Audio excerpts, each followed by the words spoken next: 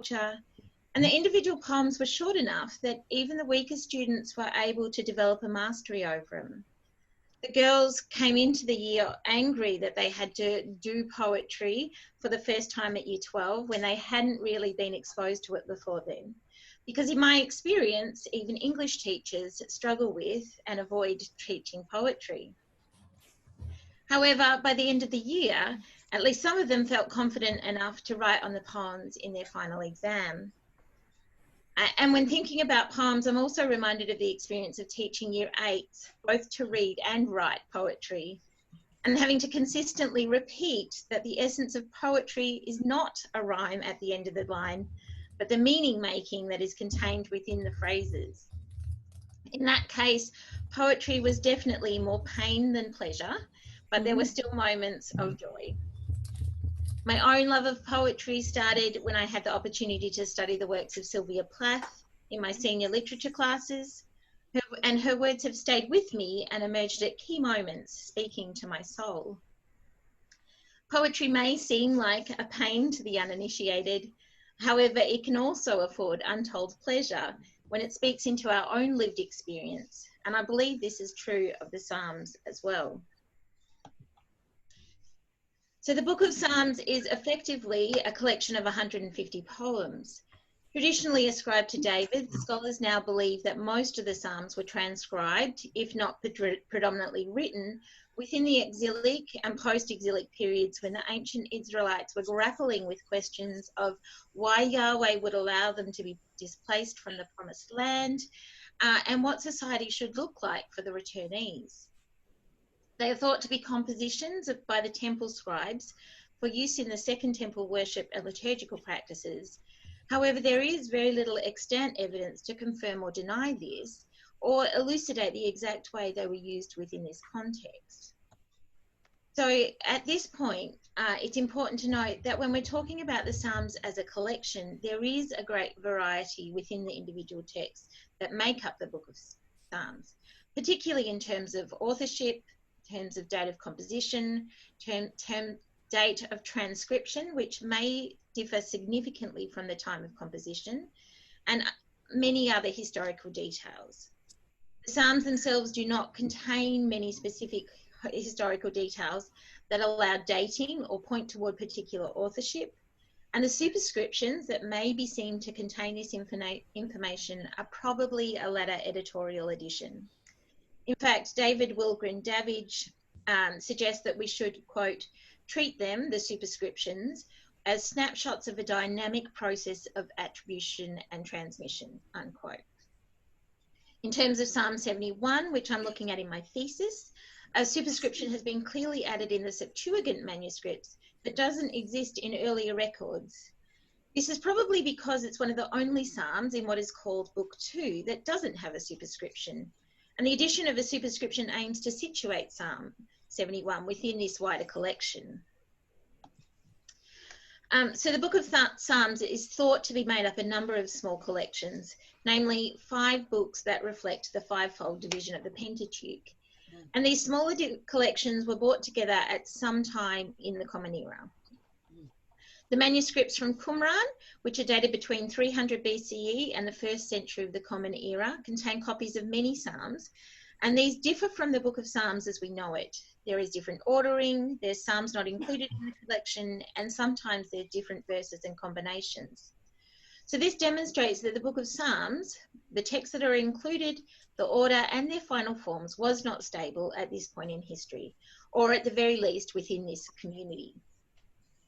Gerald Wilson notes that until approximately 50 CE, there was still a looseness, his words, in psalm arrangements, but that it probably died out soon after this. The collection of 150 psalms that we now have also shows different numbering of psalms between the Masoretic text and the Septuagint, and this is also sometimes reflected in modern translations as well. This is because some psalms have been split or combined against diverse manuscript traditions. The numbering of individual verses can also be variable, with some manuscripts including the superscription in the numbering and some starting with the psalm proper. Psalms is one of the most attested books of the Bible throughout history and has a large number of manuscripts that record variant traditions. This makes it a rich topic for scholars, but it also means that it's difficult to make sweeping or definitive claims. Therefore, when I'm speaking about the Book of Psalms as a collection, I'm referring generally to the collection as presented in modern biblical translations. The term Psalter is also sometimes used as synonymous with the Book of Psalms. However, I think it's more accurate to speak of specific psalters, such as the St. Helena Psalter pictured here, which denotes a particular version of the Psalms. This version is one that seeks to eliminate all references to God as he, and to reduce masculine imagery within this translation. It was developed by and for the use of a group of religious sisters, and it notes in the introduction that this translation also prioritises a balance between inclusivity and singability.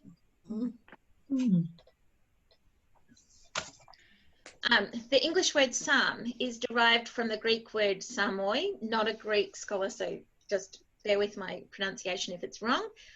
And that means music, while the Hebrew word for this book is tehillim, meaning song or hymn of praise. Both of these point to a tradition of setting these poems to music, although it's unclear whether this was an intentional part of their composition or emerged with later usage. Of course, in modern contemporary use, there are traditions like the Presbyterians who only sing psalms, and other traditions who use the psalms predominantly in a spoken form. Most formal liturgies include at least one reading taken from the psalms, and more informal liturgies often include a psalm as a song. The common factor here is the performative and ritual nature of the reproduction that takes place within communal worship. The psalms are also an integral part of the Catholic breviary and the Anglican daily office, which can both be performed publicly but are also often undertaken as part of a daily private devotion. Indeed, Gerald Wilson, in the editing of the Hebrew Psalter, claims that, quote, "The Psalter is a book to be read rather than to be performed, to be meditated over rather than to be recited from," end quote. Now, I don't agree with this perspective, and I believe that it limits our appreciation of the Psalms. However, this understanding is drawn from the idea that Psalm 1, which was a later addition to the collection, is designed to point to the way Psalms should be understood.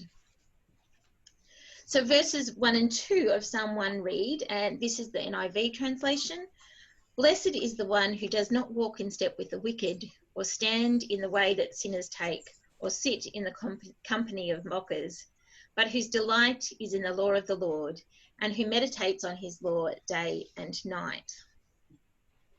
So we see in this second verse the twofold use of the word law, Torah in the Hebrew, to emphasize the idea that the words of the psalm should be understood as a commentary on the law, which teaches young men to separate themselves from the wicked by focusing on the teachings of Yahweh.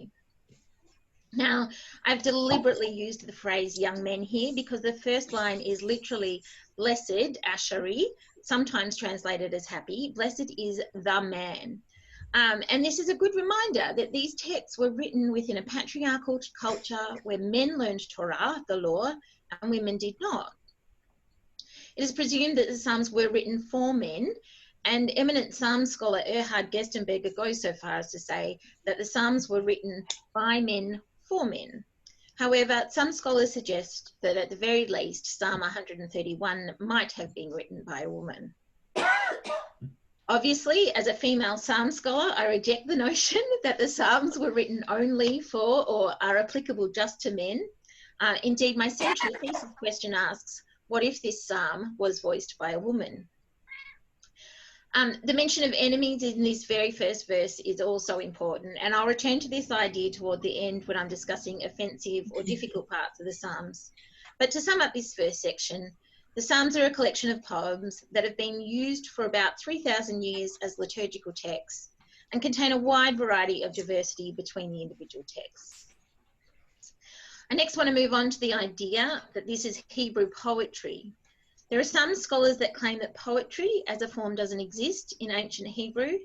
However, even in the earliest manuscripts, there is evidence of the shorter lines that we might associate with the poetic form. So this is a picture from my BHS Bible from the book of Jeremiah. And I hope you can clearly see on the left-hand side of the image, in the middle, the lines look more like poetry than the prose blocks that surround it. And just like the poetry that we're familiar with, Hebrew poetry uses imagery and metaphor to convey ideas. It has wordplay, rhyme and assonance, and it employs brief phrases to articulate the point. Scholars today suggest that it doesn't have fixed meters like classical Western poetry, but there is some debate over whether it did originally contain rhythms that have been lost in translation. Indeed, there are many elements that become lost in translation, including the way some metaphors and sayings worked in the ancient Near East, not to mention what we consider today to be unusual linguistic choices. One example of the way contemporary readings of Hebrew metaphor are misunderstood and misused is demonstrated through the abortion debate and the rhetoric and understanding of when life begins. Frequent reference is made to Psalm 139:13 that says, "For it was you who formed my inward parts. You knit me together in my mother's womb." The Hebrew word for womb here is beten, and it's one of three Hebrew words that can be translated as womb. When we look at the usage of these three words, we find that beten usually refers to the time of pregnancy, rehem is used for things like conception and birth, and me'eh refers to offspring. They all mean womb, but the nuance of womb is slightly different for each one. The ancient Israelites would have been able to see evidence of the child growing in the mother's womb and were aware of the connection between planting the seed, as it were, and conception. However, to argue that this is evidence of their understanding that life begins before birth is anachronistic. In fact, Othmar Keel, author of the most comprehensive ancient Near East text on symbology, suggests that there may be a connection between this imagery in Psalm 139 and the birth narrative of the Egyptian king. The life course of the king was far removed from ordinary men and indicates a special relationship to the deity, which was not applicable to most others. Furthermore, Keel states that the reference to God's divine role at the suppliant's birth is intended to remind God of his responsibility for his creature. God brought him, the psalmist, into being. God ought not now permit him to die destitute. The time in the womb is linked to a temporal understanding of life that spans from first breath to last. And in this way, the womb of pregnancy finds its counterpart in the womb of the earth once the psalmist is dead and has been buried. Both are dark, hidden places of the netherworld and represent a poetic and metaphoric bookending of life. It was not intended to be read as a literal or medical fact, and it should not be read as such today. And this is a good reminder that we must always mind the conceptual gap when looking at these ancient texts. One feature that remains evident in translation is the use of parallelism. Parallelism is the use of two or three lines that have corresponding meaning. And the corresponding meaning can be additive or deepening the metaphor, but it also may contain a contrary understanding. This contrariness can often be seen in the proverbs such as, "A soft answer turns away wrath, but a harsh word stirs up anger." In terms of the Psalms, in Psalm 26 we see, "Vindicate me, O Lord, for I have walked in my integrity, and I have trusted in the Lord without wavering. Prove me, O Lord, and try me, test my heart and mind, for your steadfast love is before my eyes, and I walk in faithfulness to you." So in verse 3, the psalmist draws a parallel between steadfast love and faithfulness, and between having something before my eyes and to walk in something. The two lines have a similar meaning, but the second line also draws upon and extends the meaning of the first line. What was just in sight becomes the psalmist's actions. Further, the steadfast love that remains in sight allows the psalmist to walk in faithfulness. If we read the Hebrew, there's also a chiastic structure within this verse, which might encourage us to render this verse, Vindicate me, O Lord. Oh, steadfast love for you is before my eyes, and I walk to you in faithfulness. So the steadfast love of Yahweh, the steadfast love and faithfulness of Yahweh surrounds the psalmist, presenting a picture of security and mutual reciprocity within this relationship. This statement might evoke the common psalmic imagery of Yahweh as a refuge and a song fortress in which the psalmist is enveloped. In verse 2, we have a similar parallel structure between proving and testing.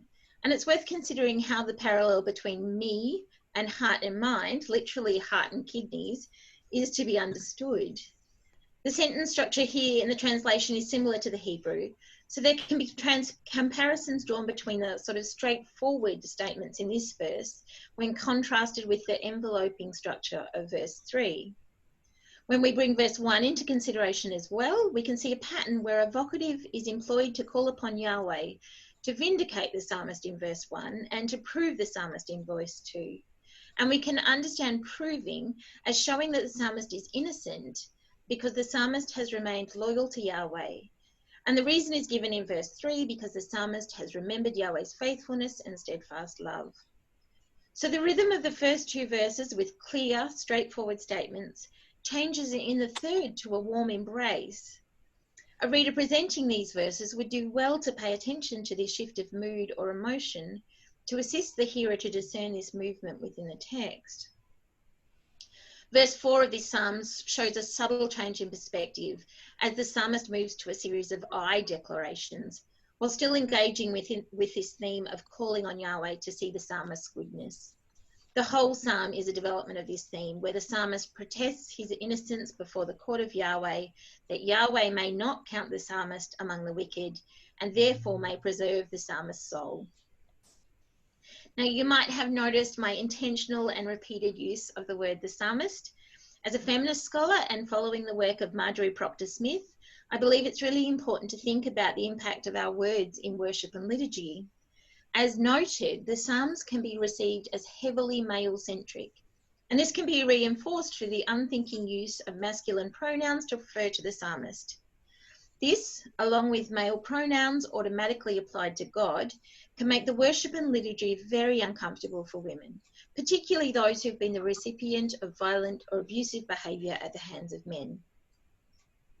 So being intentional about removing masculine pronouns, both for the psalmist and for God, is an important step to recognising that women and gender diverse people are valuable within the church and within our worship practices. And this is also a good time to think about translations. Obviously, if you can read the Hebrew, then you're in a better position to evaluate a given translation. However, I do understand that this is not practical or possible for everyone.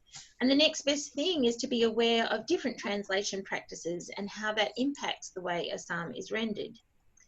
This is particularly important for the Psalms because many translations, like the St. Helena Psalter I mentioned earlier, have placed an emphasis on the rhythm of psalms in English, which can make them easier to read, sing responsively, but which may diverge from the Hebrew text. Some translations are intentionally inclusive, deliberately removing references to man as a shortcut for people and replacing masculine pronouns with the neutral they, or alternately, changing speech to the first or second person to avoid the use of gendered pronouns. The ESV has deliberately increased and emphasised masculine language as a reaction to the inclusive movements of translation, such as the NRSV. Now, I'm not suggesting here there is a right translation or even that the original meaning can be completely discerned. As with all poetry, there's an element of ambiguity within the writing that allows the words to speak to and be heard differently for each individual. This is part of the power of this form of writing. However, we do need to remain cognizant that there are translations that change and obscure the nuance in unhelpful ways. This is why I chose the NIV translation of Psalm 1 rather than the NRSV, because the nuances of Ashery are heard differently when we use the word blessed rather than happy. The ancient Israelite, to be blessed was to be happy, but that understanding is not necessarily conveyed in the word happy today, particularly within a group of diverse hearers. So for some of us, the translation will be contained by the prayer book or breviary that our denomination uses, and further by the lectionary that states which parts of the Psalms should be used on any given occasion. For those of us who have a choice, the Bible Gateway website is a really easy space to flick between translations and get a sense of the different ways a psalm can be rendered. There are also any number of psalters and translations that offer alternative readings and understandings.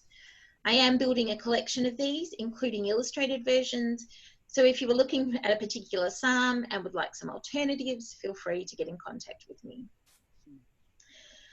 Before we finish this section about the poetics, I want to draw attention to the I language of the Psalms. The I of the psalmist can be individual or collective and demonstrate that these words are spoken to God from a human perspective. This is not just thoughts, but the I represents an embodied voice that speaks from a lived experience. The power of the Psalms comes at least in part by the ability of listeners to hear themselves, their emotions, their doubts, their fears in the eye of the psalmist, and to find permission to speak the negative without fear of offence. Wallace notes that the psalmist maintains the conversation with God, even though the latter has fallen silent, believing that things can change, even God's mind. The cry is not simply for the deliverance of the psalmist and or the community, but for God to act as God has done before, in accord with the just, righteous, and compassionate nature of God, and in keeping with the existing relationship with the psalmist or the people.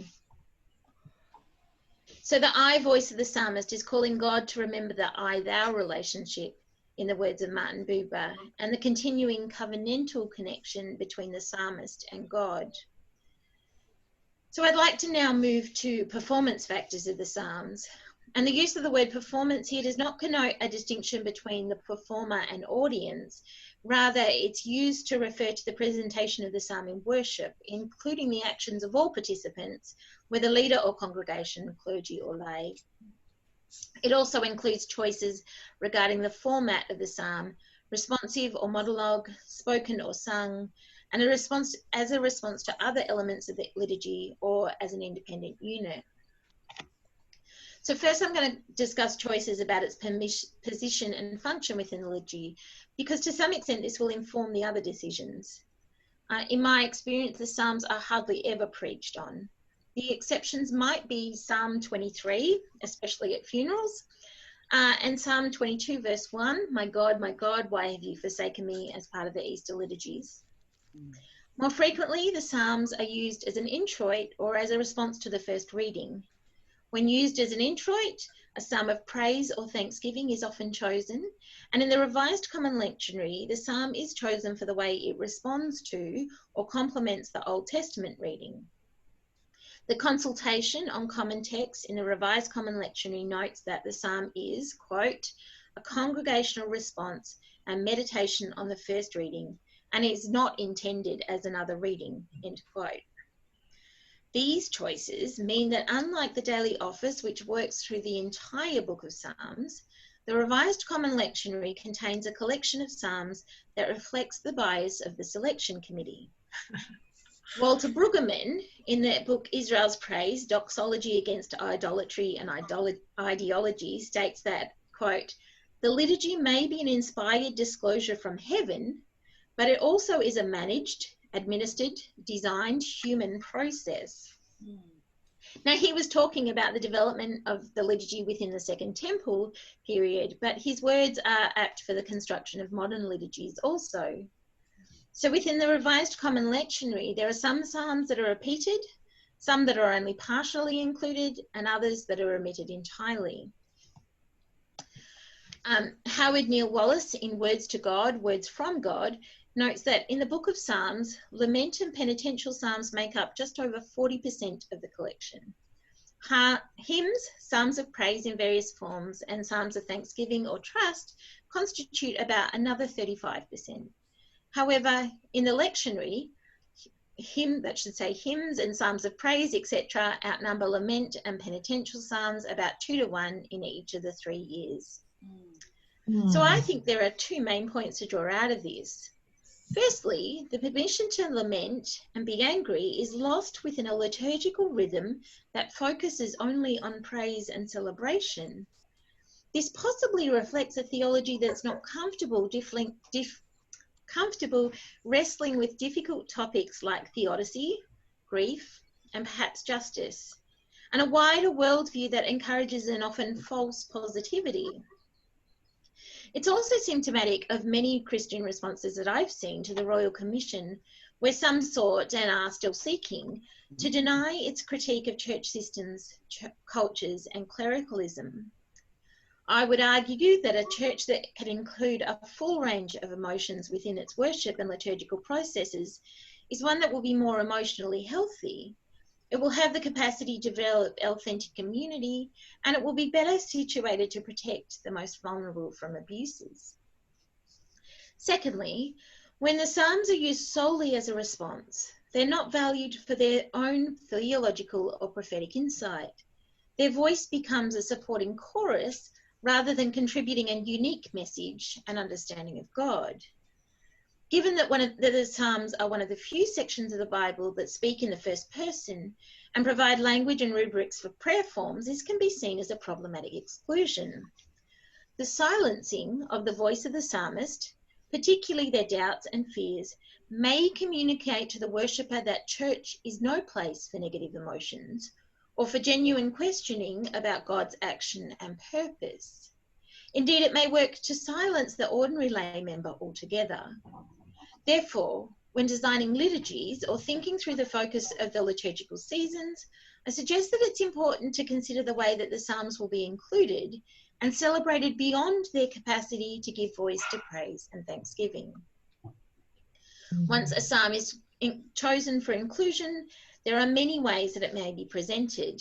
Now, I grew up in churches where we regularly had the call and response format, where the leader says the first line of the verse and the congregation responds with the second part. There is nothing inherently wrong with this format, and I believe that when used judiciously, it can be quite effective. It's particularly suited to things like the Hallel Psalms, Psalms 145 to 150, that provide a communal exhortation to praise. However, it's probably less suited to psalms that express individual grief or anger. So if we think about Psalm 94 here, we can imagine how the regular rhythm of congregational responses might strip this psalm of its emotion and therefore undermine the message. O Lord, you God of vengeance, shine forth.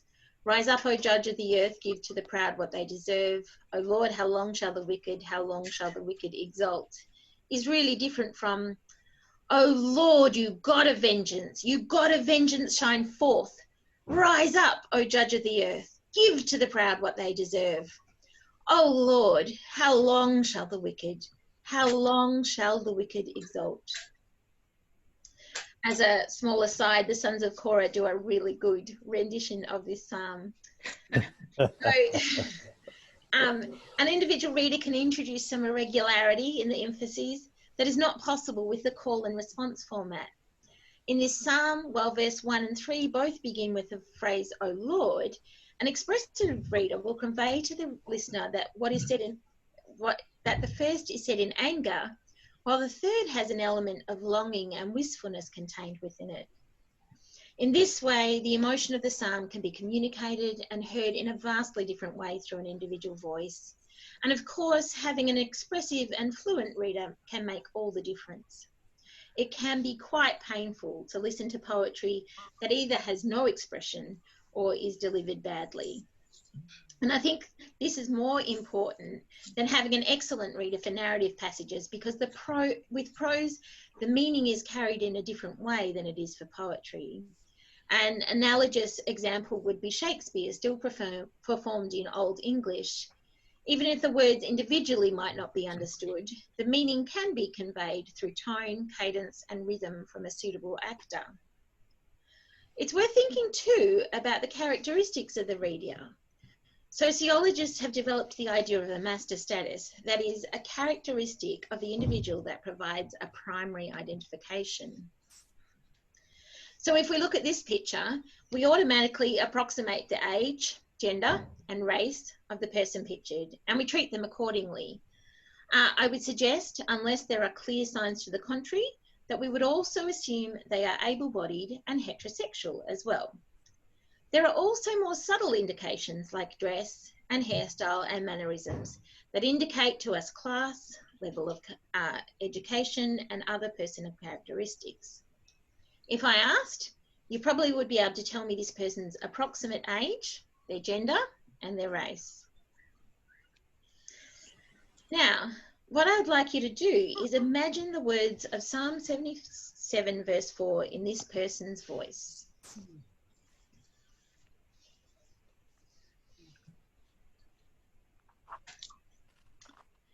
So this is my 20-year-old daughter Gemma, and while she's pictured in a beautiful field of sunflowers, the look of indignation on her face and her hands placed on her hips convey some of the message of this verse. If she was speaking in church, she probably or possibly would be dressed slightly more formally, and in certain churches she would have been told not to show so much skin. Now I'm going to show you a couple of other pictures, and I ask you to do the same thing. Imagine the person in the picture saying this verse.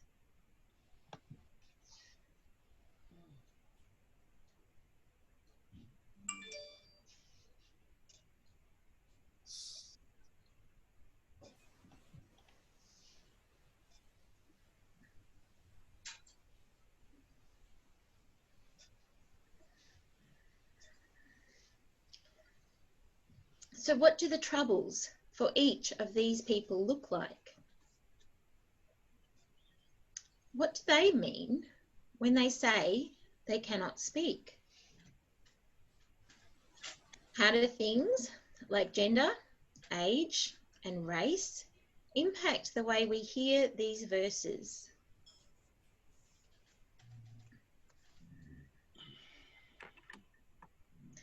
Does anything change if we know that they are queer? Does anything change if we know that they are disabled? If your church is anything like mine, it's overwhelmingly white, and the average age is probably upwards of 60, and it's predominantly women.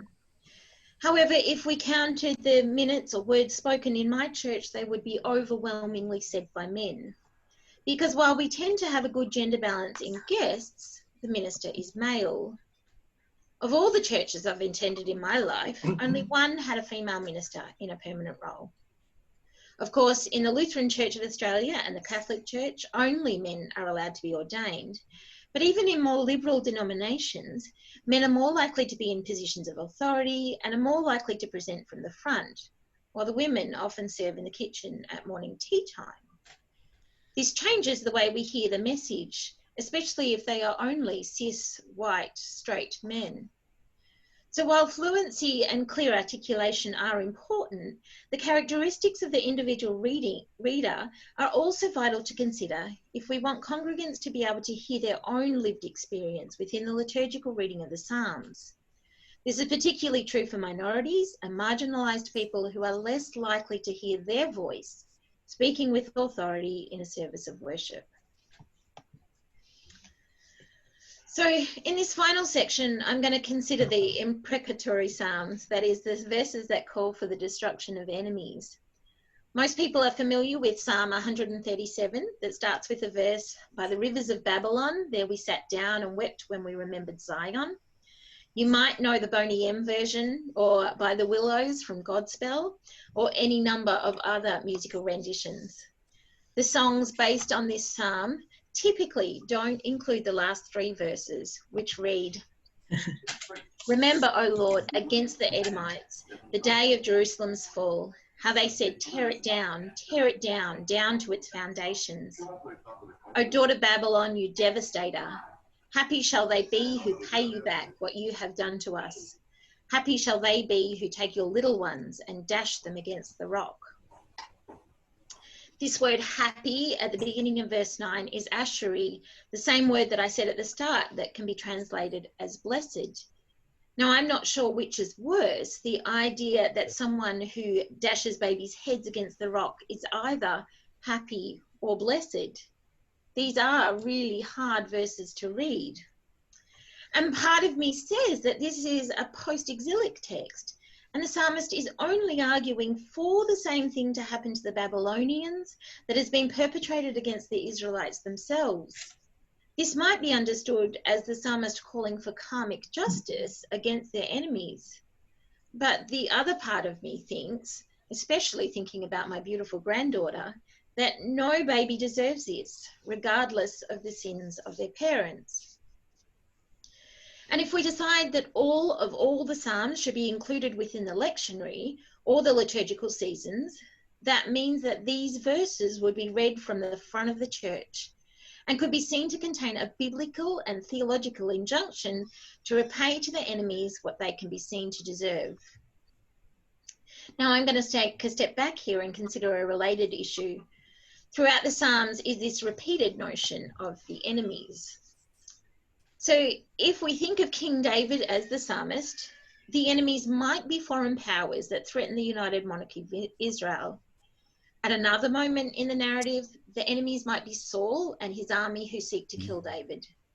At yet another moment, the enemies could be David's sons who plot to be the heir to the kingdom. This type of contextual reading emphasizes a masculine conceptualization, some would probably say a toxic masculinity, of the enemies. But it's certainly far removed from my experience, and I would venture to guess from the experience of most people here. However, even within the Hebrew Bible, there comes the sense that enemies is a much broader conception. Enemies can mean the opposing army, but it can also mean the neighbour who disagrees with us, and almost anyone in between. The enemies are any person or group of people who opposes God, or opposes Israel, or even opposes the psalmist. And often in the Psalms, there is no detail about who the enemy is, beyond the fact that they stand in opposition to the psalmist. So Psalm 80 verse 6 says, "You make us the scorn of our neighbours, our enemies laugh against them amongst themselves." The enemies in this psalm are just laughing at the psalmist, and perhaps the psalmist feels ashamed. Now, as a shame researcher, I don't want to diminish the harmful nature of shame. However, it's important to note that our conception of enemies in the Psalms should not be limited to war imagery. So back to Psalm 137, where this is imagery from war. Should we read Psalm 137, verses 7 to 9, and others like it within worship? I don't have a clear answer for this, because I believe that worship should be contextual and that decisions should be made that prioritise the health and safety of the community. But I will suggest some guidelines. Firstly, I would argue that these verses should not be spoken as a reading that might leave the impression that God thinks it's okay to repay evil for evil.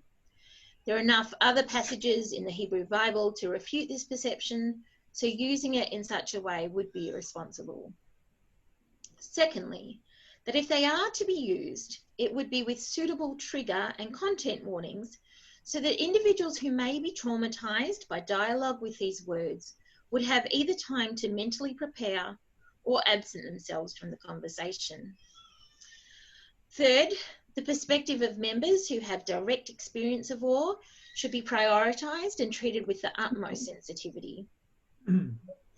For some, these verses may prove healing as they're given permission to be angry and desire revenge, although the desire for an enactment of revenge would have to be clearly delineated.